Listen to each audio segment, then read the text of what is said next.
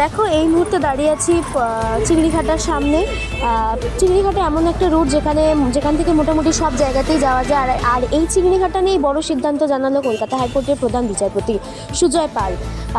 2026 সালের 15ই ফেব্রুয়ারির মধ্যে চিংড়িঘাটার মেট্রো জট কাটাতেই হবে। তিনি এক প্রকার বলা যেতে পারে কড়া নির্দেশিকা জারি করলো। সরকারের আর কোনো টালবাহানা বা দায় এড়ানো নয়, এবার একেবারে সময়সীমা বেঁধে দিল কলকাতা হাইকোর্ট। আগামী 15ই ফেব্রুয়ারির মধ্যে নিউ গড়িয়া বিমানবন্দর মেট্রো রুটে, অর্থাৎ যেটাকে আমরা অরেঞ্জ লাইন বলে চিনি, চিংড়িঘাটা, সেই অরেঞ্জ লাইনে চিংড়িঘাটার জট কাটাতেই হবে। ওই দিনের মধ্যেই শেষ করতে হবে এই মেট্রো পথের বকেয়া সমস্ত রকমের কাজ। মঙ্গলবার ভারপ্রাপ্ত প্রধান বিচারপতি সুজয় পাল ও বিচারপতি অজয় কুমার গুপ্তের ডিভিশন বেঞ্চ জানিয়েছে কাজ শেষ হওয়ার জন্য কীভাবে যান নিয়ন্ত্রণ করা হবে সেটা 6 জানুয়ারির মধ্যে সেই পরিকল্পনা চূড়ান্ত করে জানাতে হবে রাজ্য এবং ট্রাফিক পুলিশকে। এই নির্দেশের উপরেই জেনারেল স্থগিতাদেশ চাইলেও তা খারিজ করে দিয়েছে ডিভিশন বেঞ্চ, বলা যেতে পারে এক প্রকার।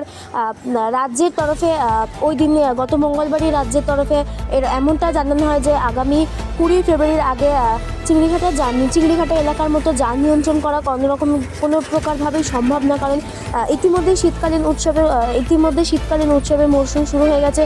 এখন ট্রাফিক ব্লক করা হলে সাধারণ মানুষরা সমস্যায় পড়তে পারে। যদিও রাজ্যের এরকম যুক্তি পুরোটাই খারিজ হয়ে যায় কলকাতা হাইকোর্টের কাছে।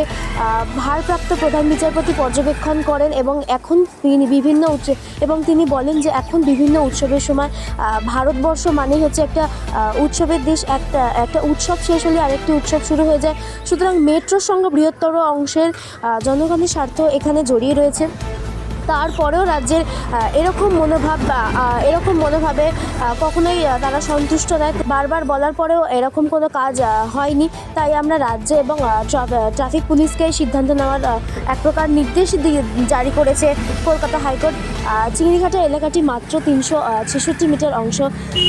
চিংড়িঘাটায় মাত্র 66 মিটার অংশে কাজ না হওয়া নিউ গড়িয়া থেকে কলকাতা বিমানবন্দর পর্যন্ত টানা মেট্রো পরিষেবা দেওয়া যাচ্ছে না, যার জন্য সাধারণ মানুষ এর থেকে বেশি অসুবিধায় পড়ছে। এই অংশে মেট্রোর কাজ শেষ করার জন্য রাস্তার যান চলাচল বন্ধ রাখতেই হবে।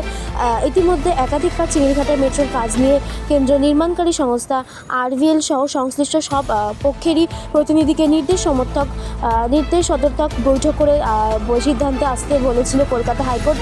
রাজ্য বরাবর বলে এসেছে যে সদা ব্যস্ত বাইপাসের উপর চিংড়িঘাটা বন্ধ রাখলে বিকল্প রাস্তার ব্যবস্থা করতেই হবে, তাতেও তীব্র যানজটের আশঙ্কা থাকবে বলে জানিয়েছে রাজ্যের এই বক্তব্য সত্ত্বেও জানুয়ারির মধ্যে কাজ শেষ করতে হবে ফের দুই পক্ষকে আলোচনার নির্দেশ দেয় কলকাতা হাইকোর্ট।